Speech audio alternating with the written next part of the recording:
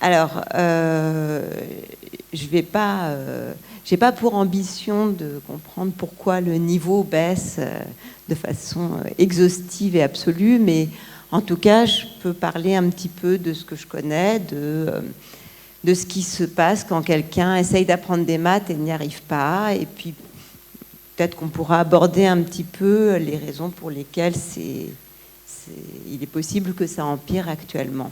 Voilà. Alors, donc ces conférences sur le savoir, qui dit savoir dit transmission du savoir.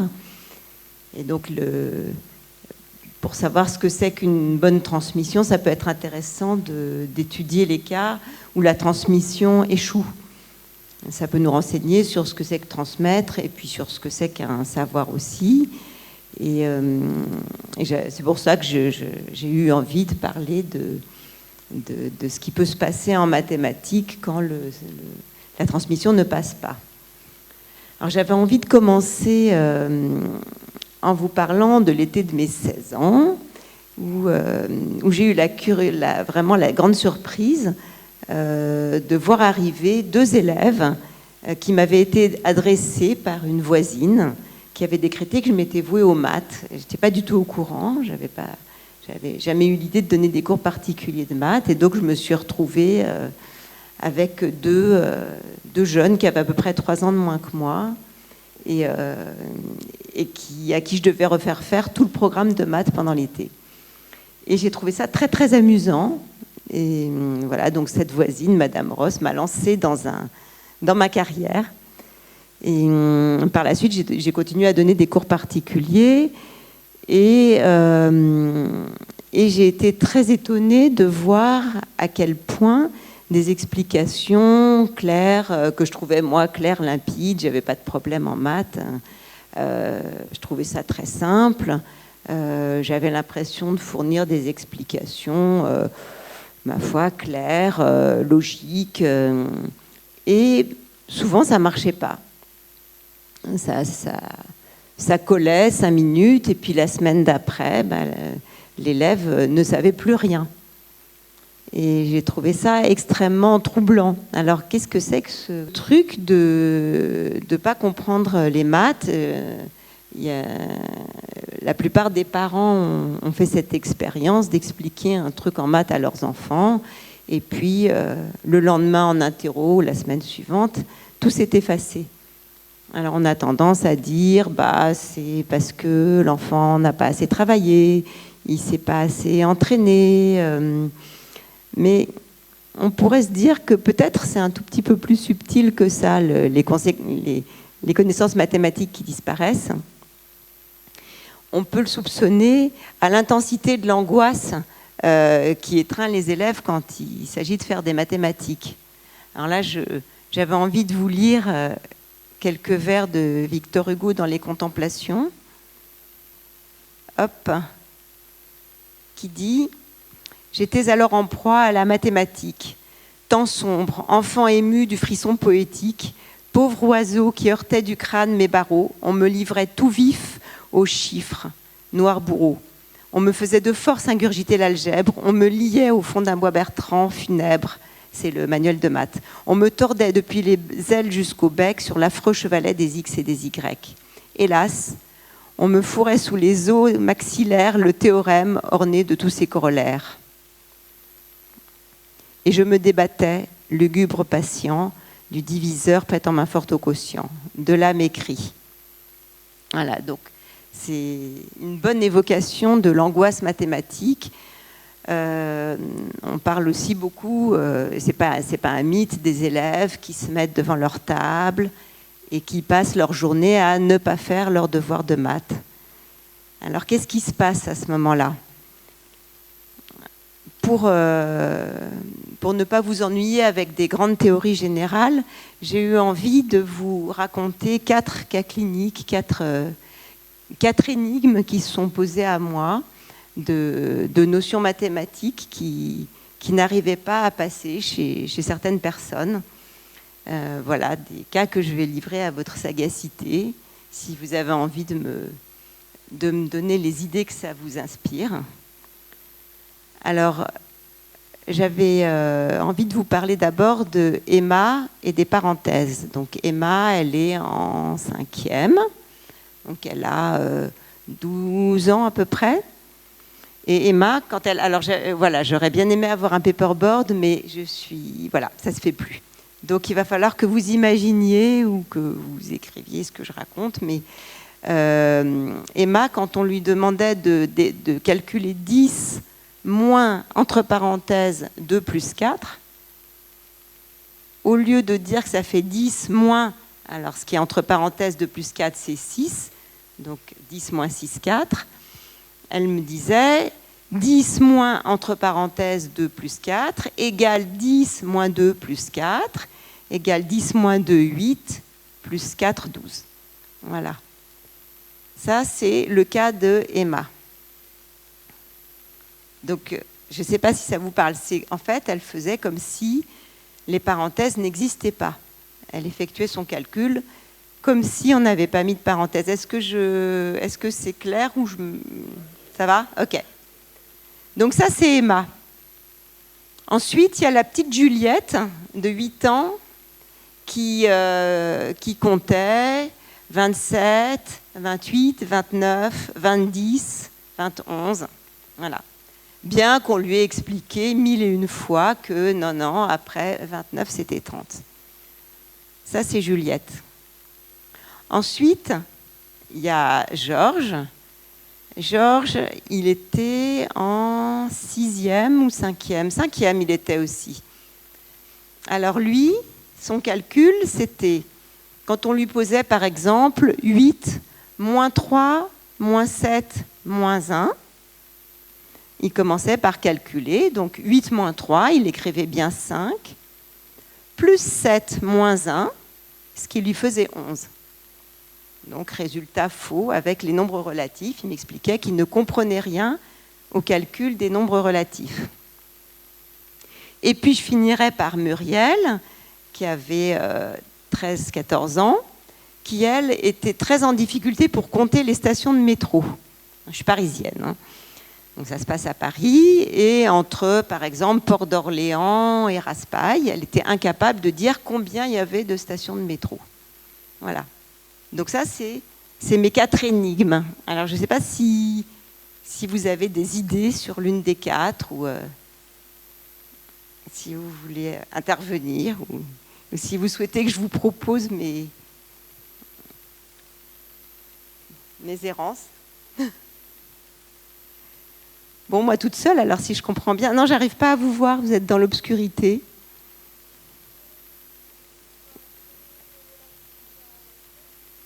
Ouais?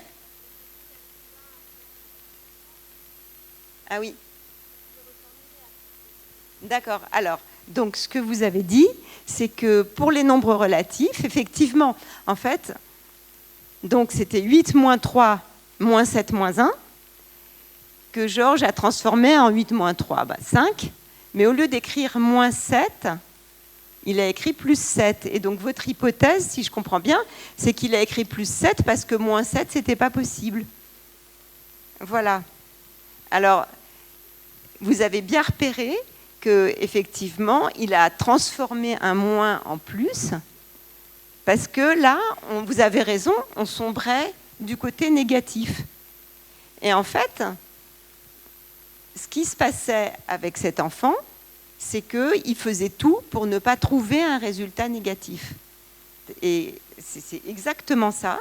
C'est-à-dire que c'est pas que c'était pas possible, c'est que c'était insupportable pour lui. C'est-à-dire que quand on lui faisait remarquer, moi je lui ai fait remarquer effectivement, tiens là, il y avait marqué moins 7 et tu as recopié plus 7. Alors il a trouvé le bon résultat et il était en larmes. Et il m'a expliqué, en fait, quand je trouve un résultat négatif, c'est comme si je perdais.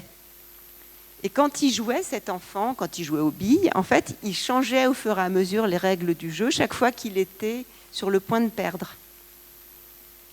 Et du coup, c'était absolument génial parce qu'il introduisait des erreurs de recopiage dès qu'il était en risque de trouver un résultat négatif. Hein, comme vous dites, ça allait, c'était pas possible. Hein. Et du coup, ça montre bien que non seulement il avait une émotion particulière avec les nombres négatifs, avec les relatifs, mais particulièrement négatifs, mais il les comprenait extrêmement bien, puisqu'il était capable d'introduire l'erreur qui lui permettait de trouver un résultat positif. Donc, c'est intéressant parce que moi, ce que j'entends beaucoup, c'est, et pour Georges comme pour d'autres, il faut qu'il s'entraîne davantage, il faut qu'il fasse des exercices, il n'a pas assez travaillé. Mais là, au contraire, il avait parfaitement bien compris. Mais affectivement, c'était insupportable. Donc ça, c'est le cas de Georges. Alors, il y a Emma et les parenthèses, si vous voulez, on peut en parler. Donc Emma qui faisait comme si les parenthèses n'existaient pas. Est-ce que quelqu'un a envie d'en dire quelque chose ? Ce qui se passe quand on lit un texte, je sais pas, en français par exemple, quand on lit à haute voix, les parenthèses, on ne les dit pas. Donc on va lire la phrase sans tenir compte peut-être des parenthèses. Et donc, elle, quand elle lit le calcul, elle le lit comme s'il n'y avait pas de parenthèse. Ah oui, je vois ce que vous voulez dire. Mais du coup, on ne les lit pas, mais on change l'intonation. On ne lit pas ce qui est entre parenthèses comme le reste, si. On en tient compte. On en tient compte sans les nommer, vous avez raison. Ça a un statut particulier. Alors justement, toute la question, je remonte prudemment par l'escalier. Toute la question, c'est à quoi elles servent, ces parenthèses. Qu'est-ce que c'est que ces parenthèses ?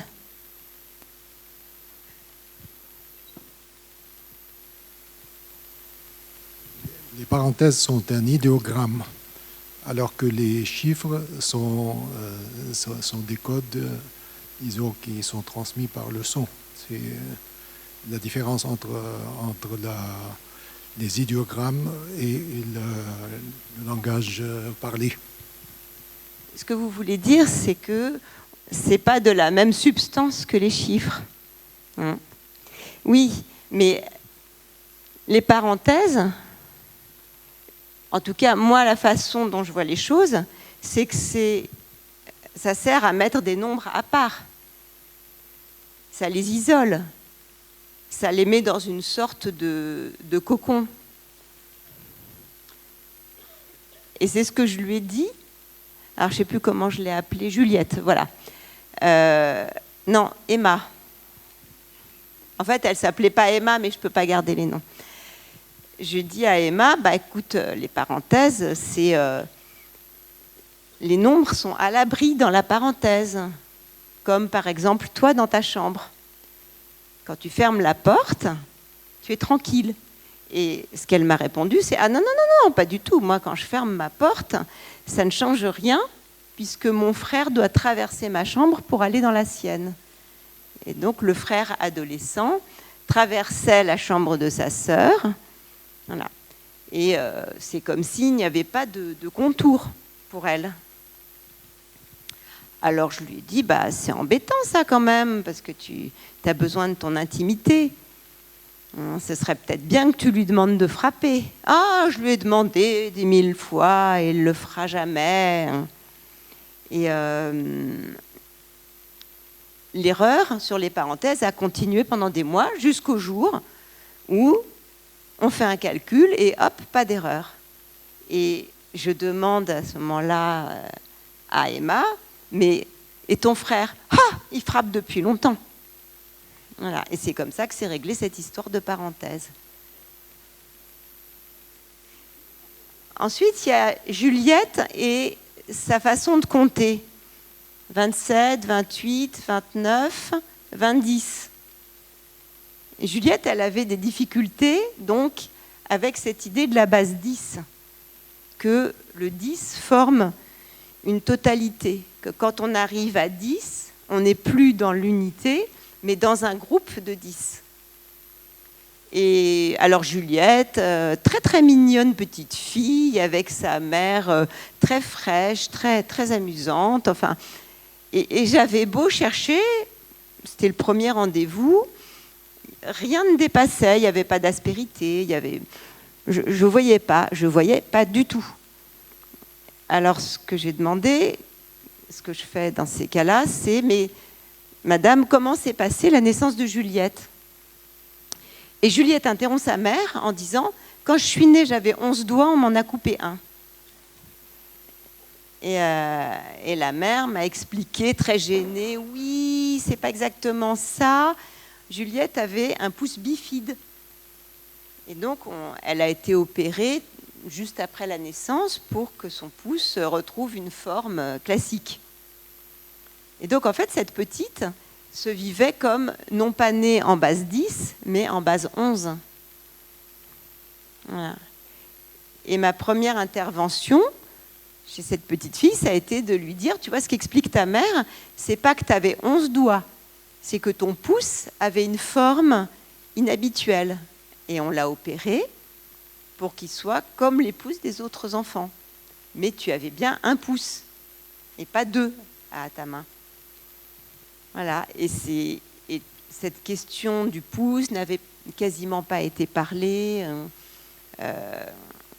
C'était resté un traumatisme non dit, et ça a permis, ce problème de base 10, d'aborder cette question de la perte, de la séparation, qui avait été précédée par d'autres séparations dans l'histoire de la famille, etc. Et là aussi, cette histoire de base 10 s'est résolue. Et j'ajouterais que ça m'arrive de temps en temps, ces histoires-là. Une fois, j'ai reçu le coup de fil d'une dame qui m'a dit, voilà, je veux venir vous voir pour comprendre pourquoi 1, c'est 10. C'était sa formulation, sa première formulation au téléphone. C'est-à-dire pourquoi, quand on écrit 1 dans 517, ce 1 veut dire 10. Voilà. Et voilà, c'est tout ce qu'elle me dit. Et je la vois arriver, et en fait, elle avait un bras paralysé. C'est-à-dire qu'elle n'avait l'usage que d'une seule main. Et là aussi, c'est intéressant, parce que la base 10 n'avait pas pu s'installer pour elle de façon naturelle, parce qu'elle n'avait que 5 doigts qui fonctionnaient, pas 10. C'est pas pour rien qu'on compte en base 10. L'humanité, dans son ensemble, compte en base 10, dans sa grande majorité, parce qu'on a 10 doigts. Les maths s'appuient sur le corps. Et qu'est-ce que je vous avais mis? Ah oui, et Muriel aussi, et ses stations de métro. Donc il y avait par exemple de Porte d'Orléans à Raspail, donc Porte d'Orléans, Alésia, Mouton du Vernet, d'Enfer Rochereau, Raspail. Oui, mais est-ce que ça fait 5 ou est-ce que ça fait 4?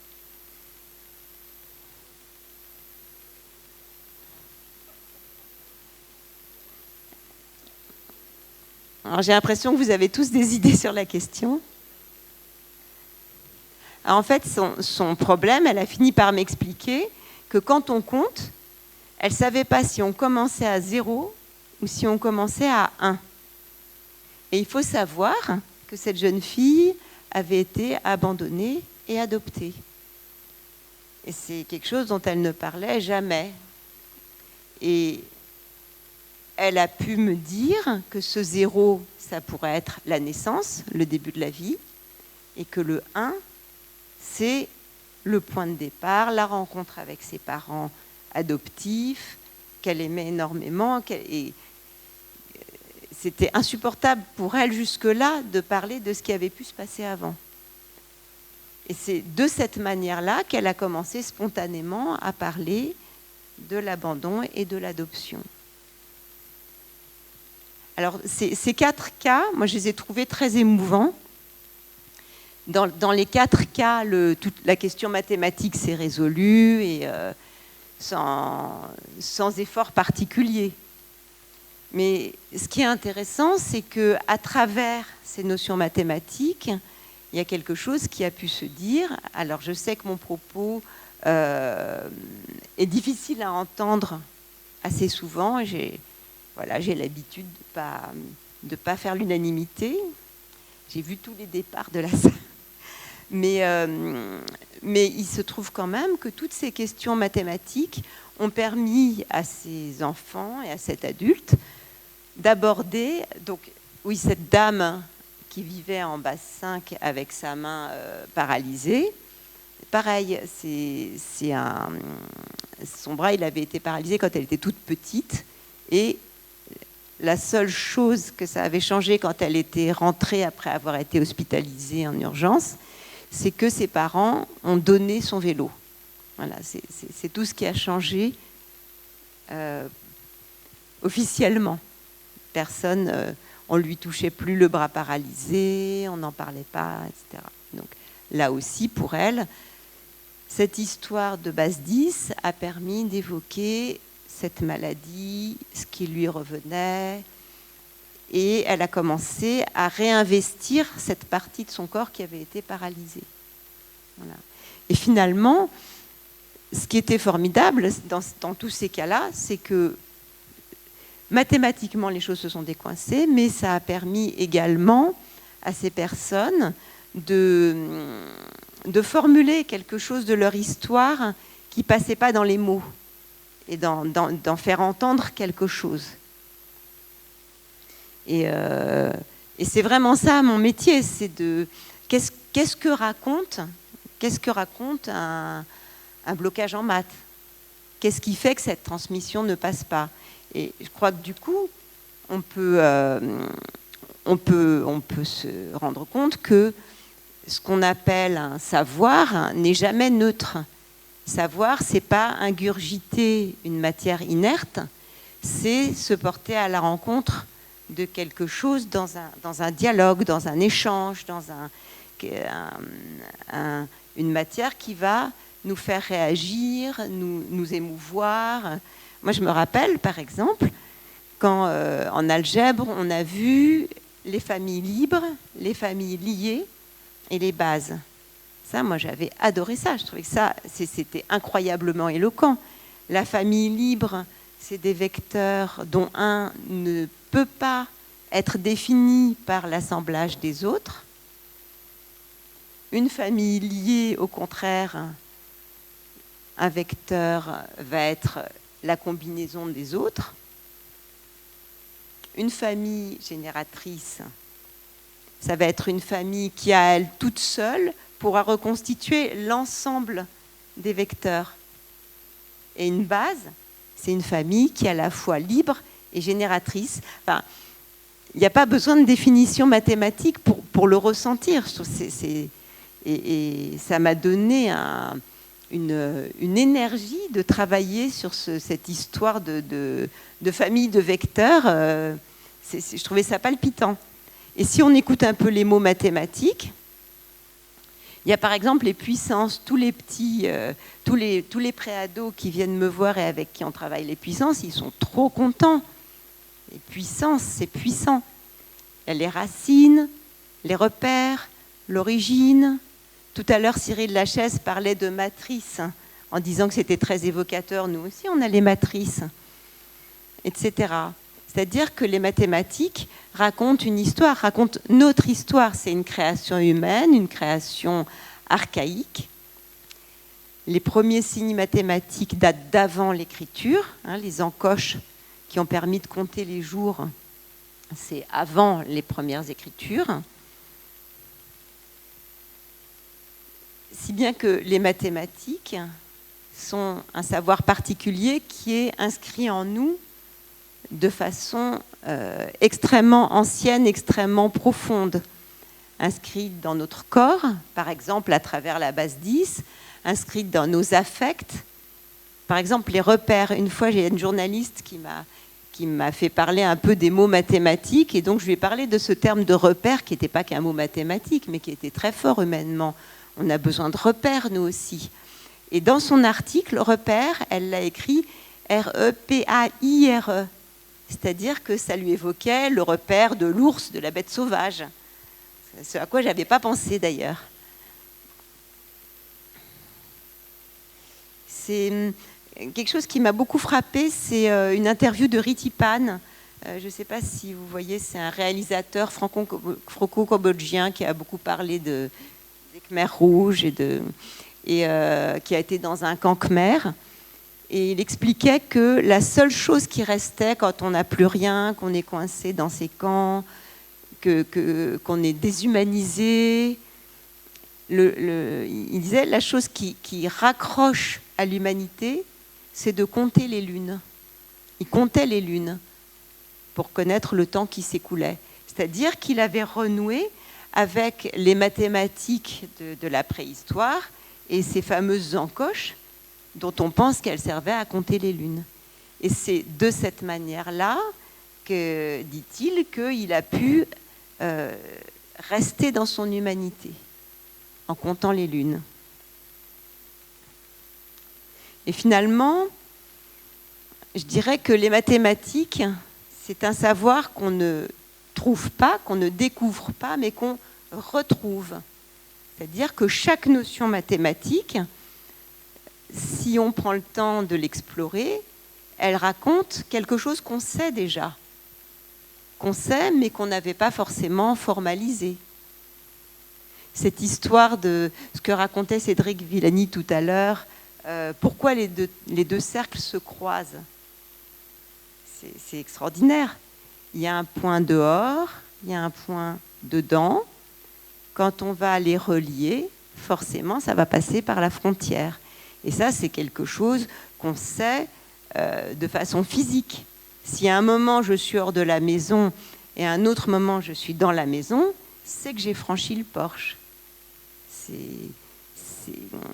l'ensemble des mathématiques, en tout cas de mon point de vue, fait écho à quelque chose en nous. Et ce n'est pas pour rien, puisque c'est une création humaine.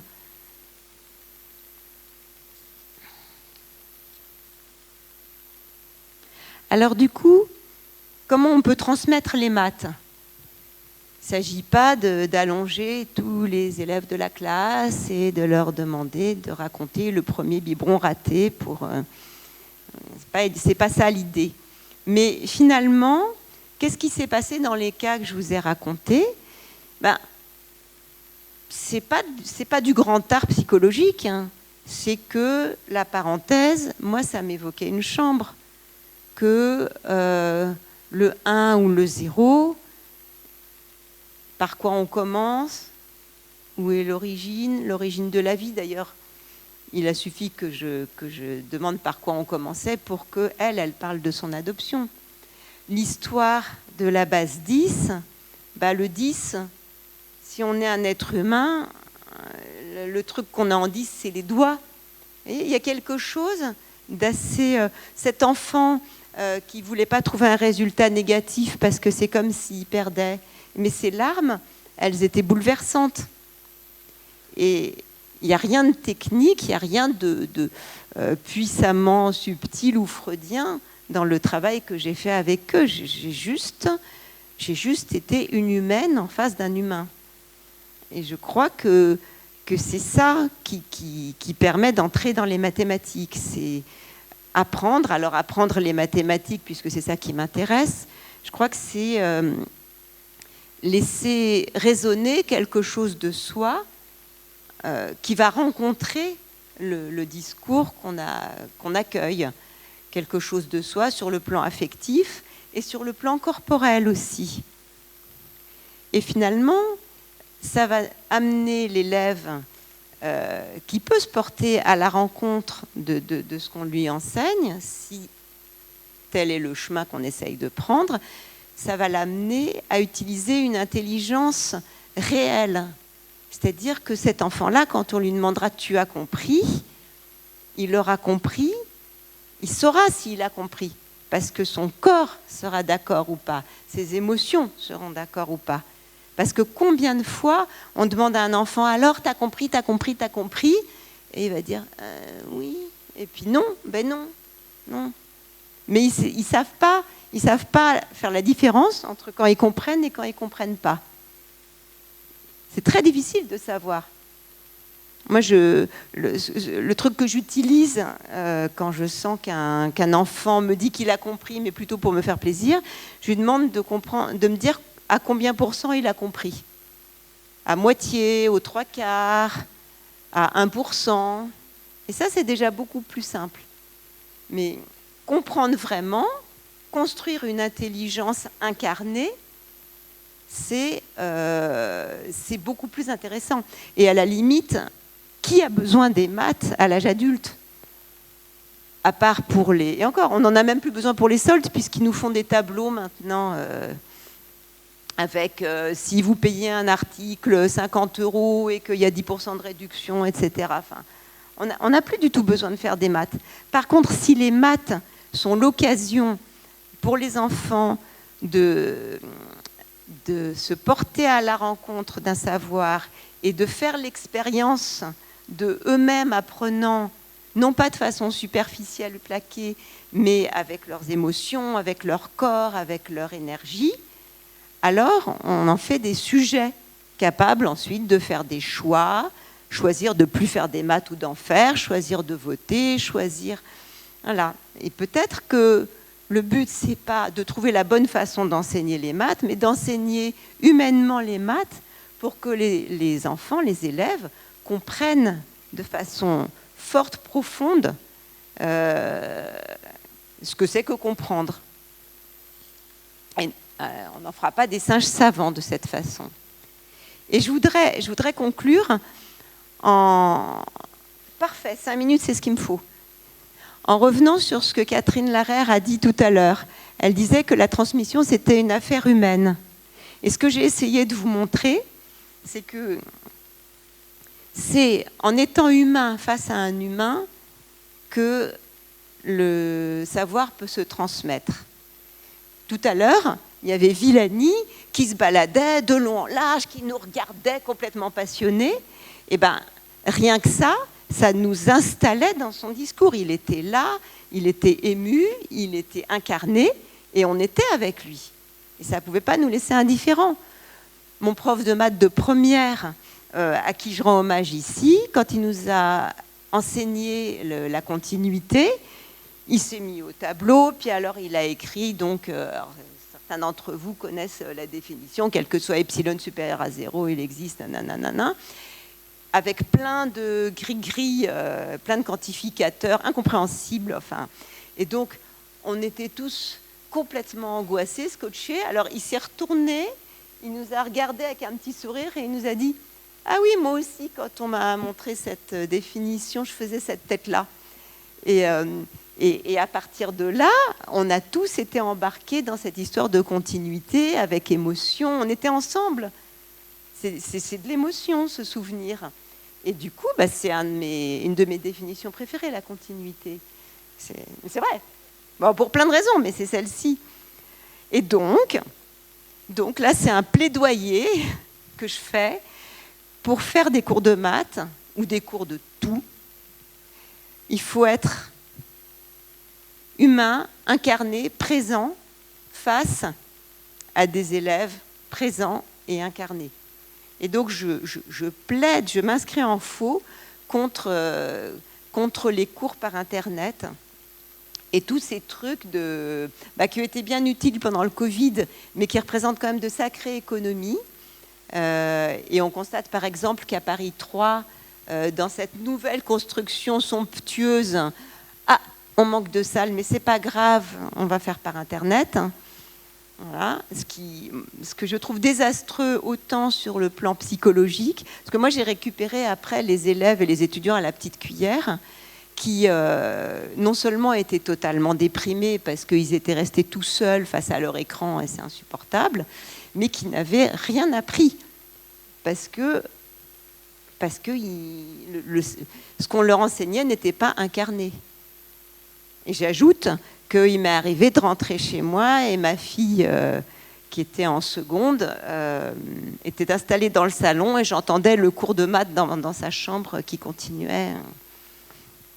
Voilà, je pense que elle ne pouvait pas en faire un usage différent, c'était insupportable. Mais elle n'est pas la seule. Enfin, je crois qu'il faut qu'on fasse très attention à ce que la pédagogie reste quelque chose de vivant et d'humain, autant pour nous qui essayons de transmettre que pour les élèves et les étudiants, à qui on a non seulement à transmettre des connaissances, mais à travers ce travail-là, notre mission, me semble-t-il, est de réveiller chez eux l'humain, l'intelligence incarnée et tout ce qui leur permettra de devenir des sujets responsables, vivants et capables de faire des vrais choix. Voilà.